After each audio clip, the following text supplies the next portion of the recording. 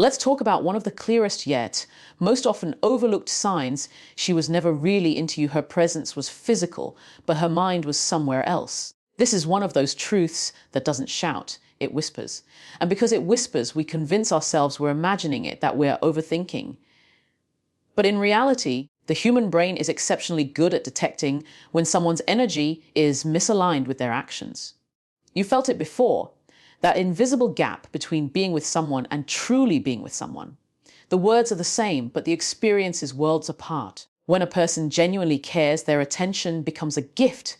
They lean in, not just physically, but mentally and emotionally. Their eyes meet yours, their expressions match the flow of the conversation, and they respond with curiosity rather than obligation. The moment this shifts, you notice the small fractures. She's looking at you but scanning her phone. She's nodding at your story, but not remembering the details later. She laughs at the right moments, but it's the kind of laughter that feels rehearsed, a checkbox ticked rather than a moment shared. It's in these subtle inconsistencies where you'll find the truth, because real interest lives in the details, and so does disinterest. This is where psychology gives us a deeper understanding. Attention is a finite resource. We spend it where our values and emotions direct us. What? If she's with you physically, but her mental energy is pointed elsewhere, it's not just a coincidence, it's a reflection of her priorities. Our minds naturally gravitate toward the people and activities that matter most to us. If you're not receiving her focus, it means her inner compass is set to a different destination. And the tough pill to swallow is that no amount of effort, charm, or persistence on your part will recalibrate that compass unless she chooses to do it herself. Now, I know how the rationalization works. We tell ourselves she's just tired, stressed, or busy. And sometimes, yes, that's true. Life throws curveballs. But the difference between someone who's invested and someone who's not is that the invested person returns. They make you feel their presence even in busy seasons. They may not be able to give you hours, but they'll give you quality. They make sure that when they are with you, you feel like you are the most important person in the room. On the other hand, someone who's simply not that into you will use business as a convenient screen because it's easier to hide behind excuses than to admit the connection isn't genuine. Philosophically speaking, being truly present is an act of love. It's a decision to value the moment you share over any other distraction competing for your mind. When that decision isn't being made, it's a signal you can't afford to ignore. Presence is the foundation upon which trust and intimacy are built. Without it, every other aspect of the relationship, affection, commitment, passion, becomes hollow because it's not supported by authentic engagement. The danger here is that we start lowering our standards without realizing it. We begin to accept partial presence as good enough. We start telling ourselves that as long as she shows up physically, it counts. But think about it. If you were at a business meeting and the other person was scrolling through their phone the entire time, you wouldn't feel respected. You wouldn't believe they valued the discussion. Yet in relationships, we often excuse the same behavior because emotions cloud our judgment. If this resonates with you, it's not about assigning blame. It's about recognizing reality. Because once you see it clearly, you can make decisions from a place of truth rather than fantasy. And here's the truth: love, interest, and genuine connection cannot thrive where presence is absent. They require focus, energy, and a willingness to show up fully, not just as a body in a chair, but as a partner in the moment. You deserve more than proximity. You deserve engagement. You deserve someone whose mind is not wandering to the next text message, the next plan, or the next person while you're speaking. You deserve to be heard, seen, and remembered, not out of duty, but out of genuine desire. And so the challenge I leave you with is this: the next time you're with someone, look beyond their words and into their attention. Ask yourself, not are they here, but are they with me? The answer to that question will tell you far more about the relationship than anything else. Because in the end, presence is not about time spent. It's about the quality of attention given. And when that's missing, it's not love. It's just company. One of the most telling signs that she was never truly into you is that her affection felt conditional rather than natural. Affection, when it's real, doesn't need to be earned through perfect behavior, constant appeasement, or meeting an invisible checklist of expectations. It flows because the feeling itself compels it. It's an extension of genuine care and desire. When affection is conditional, however, it operates more like a reward system. You behave in a way she approves of, you say the right things, you give her what she wants, and then suddenly she becomes warm, loving, attentive. But step outside those boundaries, disappoint her in some way, or simply fail to provide the benefit she's seeking, and the warmth disappears. It's like a faucet being turned on and off, not by love, but by control. When we're in the middle of such a dynamic, it can be surprisingly difficult to recognize. The human brain has a bias toward connection. We want to believe the affection we receive is authentic, so we explain away its absence. She's just in a mood, we say. She's having a bad day. And yes, moods are real, bad days are real. But consistent emotional withdrawal that follows whenever you fail to meet certain conditions isn't a bad day. It's a behavioral pattern. It's a sign that what you're experiencing is more about leverage than love. Psychologically, this is where reinforcement theory comes in. Conditional affection works similarly to intermittent rewards in behavioral psychology. In gambling, for instance, the unpredictable reward pattern keeps players hooked.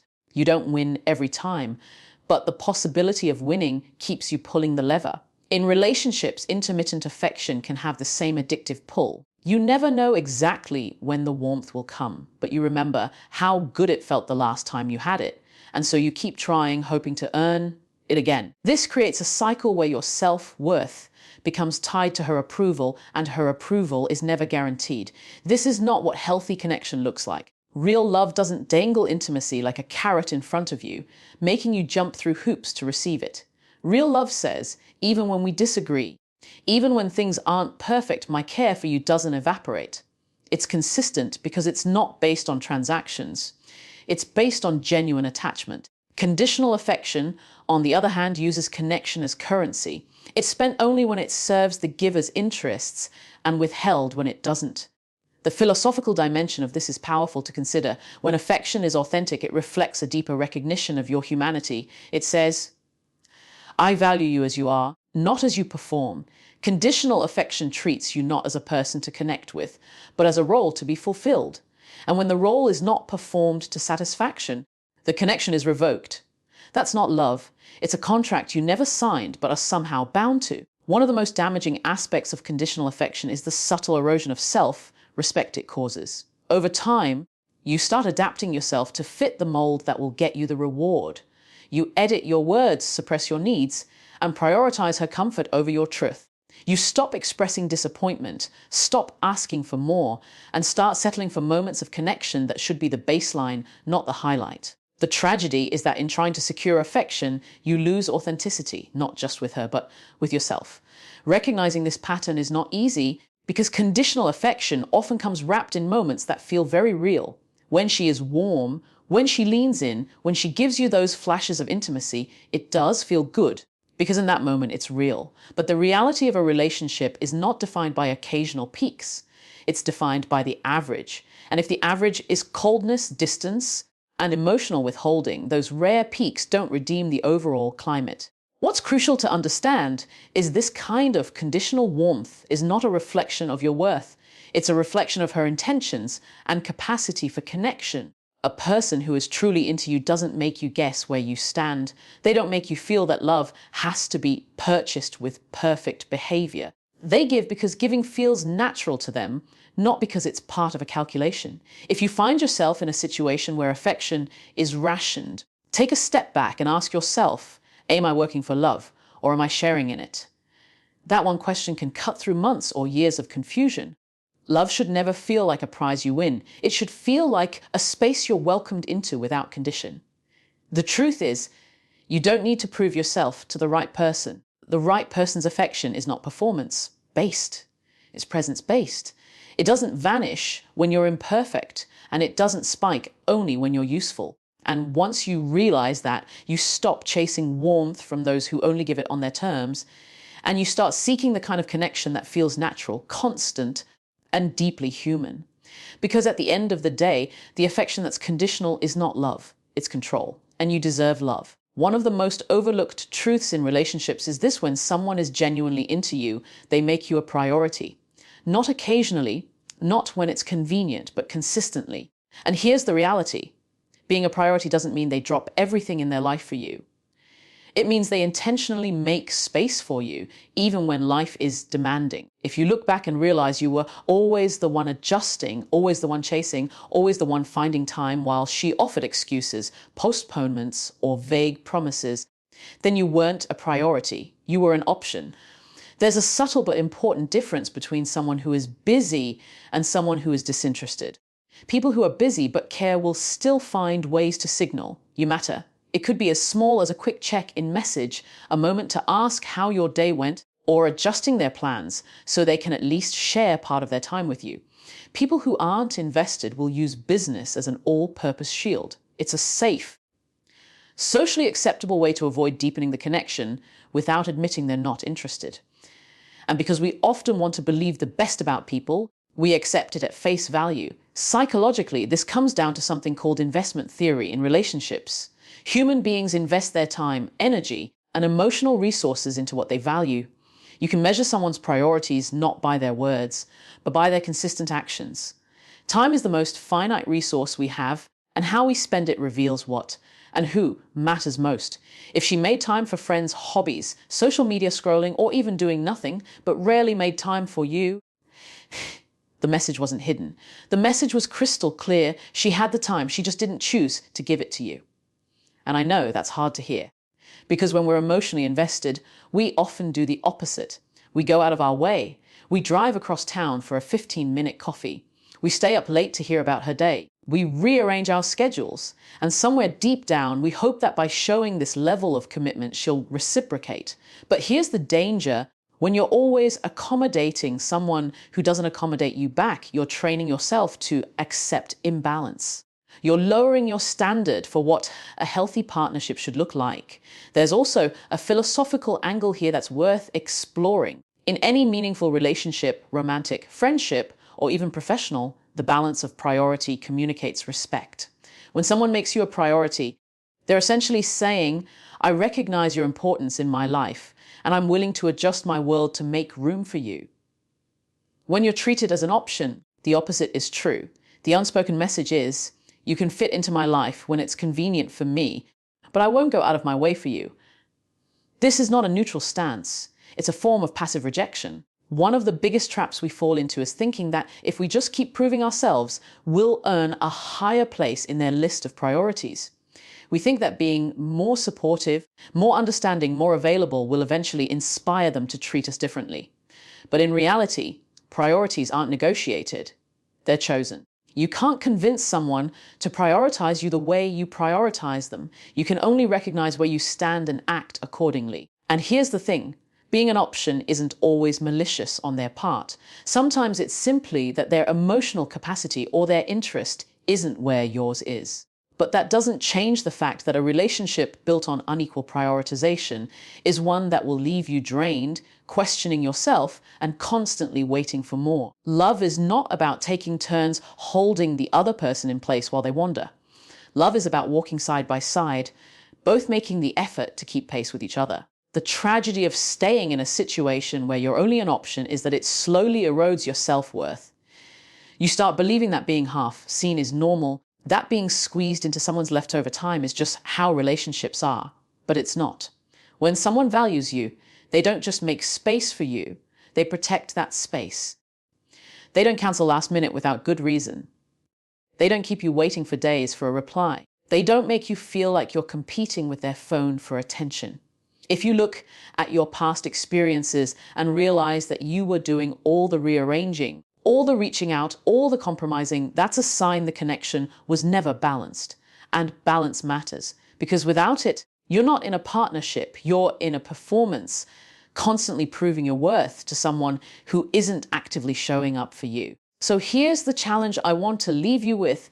Take an honest inventory of where you stand in the lives of the people you're giving your heart to. Don't just look at the moments when they show up. Look at the pattern over time. Ask yourself, am I part of their core life?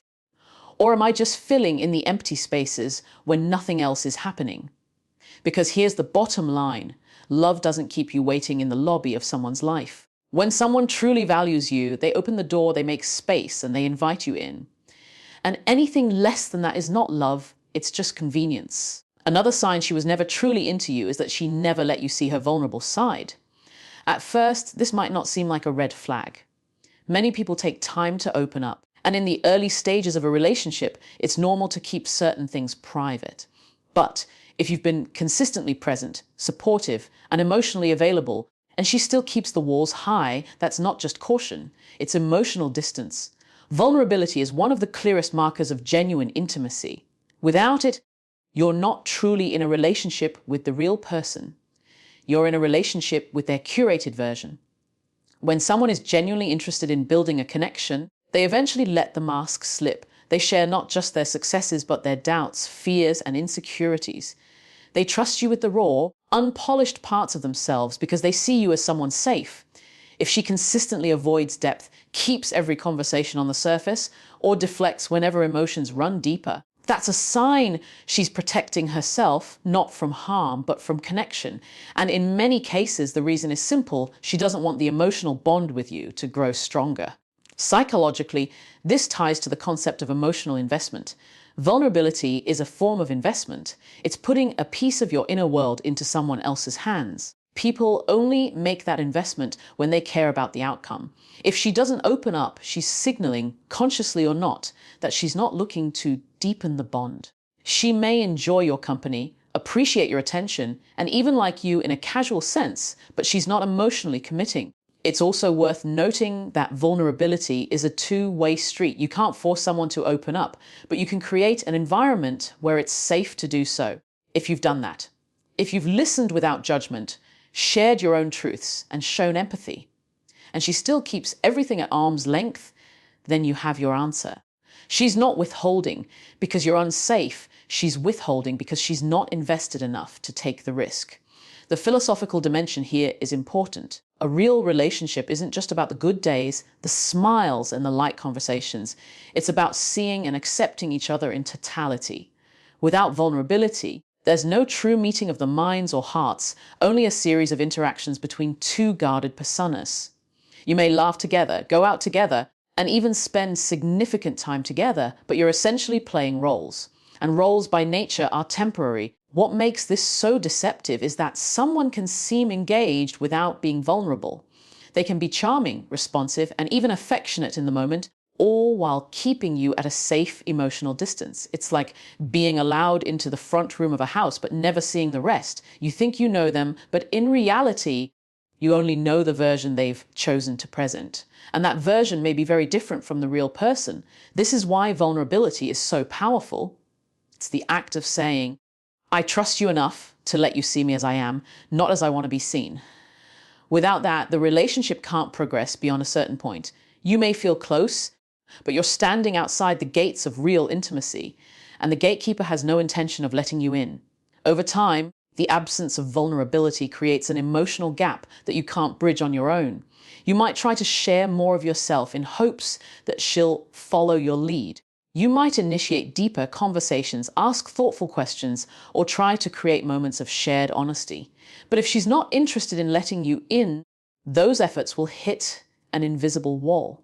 And here's the crucial part: that wall isn't there because of you. It's there because she doesn't want you to have that level of access to her inner life. This is where many people get stuck. They believe that if they just keep being patient, kind, and understanding, the other person will eventually open up. And while patience is a virtue, it's not a magic key. You can't manufacture intimacy with someone who doesn't want it. You can only recognize the signs, accept the reality, and decide how much longer you're willing to invest in a one-sided emotional connection.